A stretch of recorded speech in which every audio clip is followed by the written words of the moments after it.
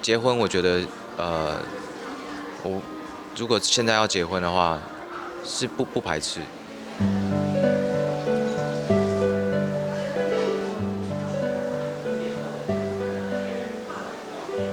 这个输给你的双重意义，代表了，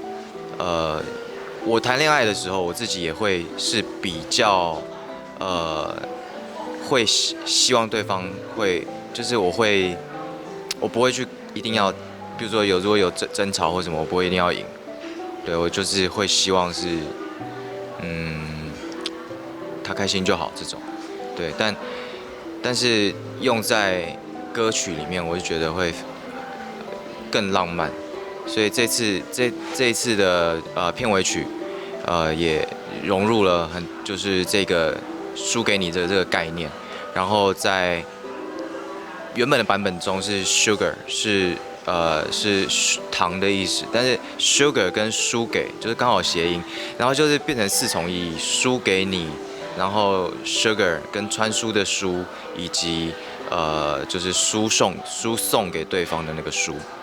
对，然后我觉得其实特别是我现在越来越大，就觉得在感情中其实没有输赢，但是输的那个人说不定才是赢的那个人，就是那种好感的喜欢，但他没有到是就是互相这样，呃，其实应该跟清风跟傲然的状况蛮类似的吧，是一种没有互相争夺啦，对啊。对啊，因为如果是朋友的喜欢的，如果你真的知道你朋友也喜欢他，通常我会，呃，就是会把朋友也考虑进来，对，就会顾及朋友的感受，对，呃，后面有，后面跟我在一起，哒哒哒哒，哒哒哒，哒哒哒，有还是好朋友，还是好朋友，都好朋友，对，就很幸运啊。那时候这部电影那时候就受到大家喜欢，对我也没有想到，对，但只是那时候是一个电影的机会，对我来讲也是很珍贵，对，所以我记得我那时候听到说哦是我的时候，其实我 like yes 这样，然后可是很快的就面临了当演员就是有很多演员的素养跟必须要进步的地方，所以那时候也有一部分是因为开始拍戏，然后慢慢的就没办法有时间做音乐这样子，对，现在才回来。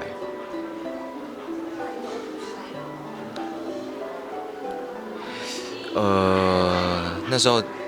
兴奋的心情比较多，然后觉得自己不足的比较多，就常常会觉得我要更加油更好，然后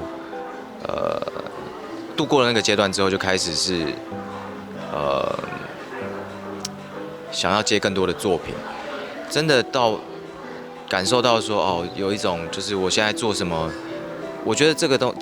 对我来讲是一种心理状态，而不是说哦我现在爆红，然后大家都认识我，我就突然间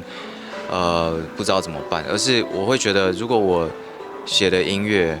或是我的作品是因为迎合这个大众的市场的话，我会觉得不快乐，所以对我来讲就是这个也是那时候度过的一个，就是自己的一个度过的关卡。然后还有，当然就是爆红，就是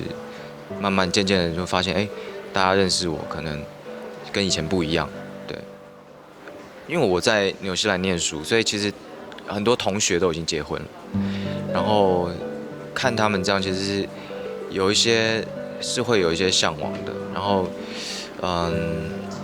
，20几岁的时候，我其实就有想结婚的念头，但后来就是冲刺事业，其实最主要我觉得还是想要，就算要结婚，我也想要给家人好，就是我想象中的生活。所以结婚，我觉得我如果现在要结婚的话，是不排斥，但是还是需要工作。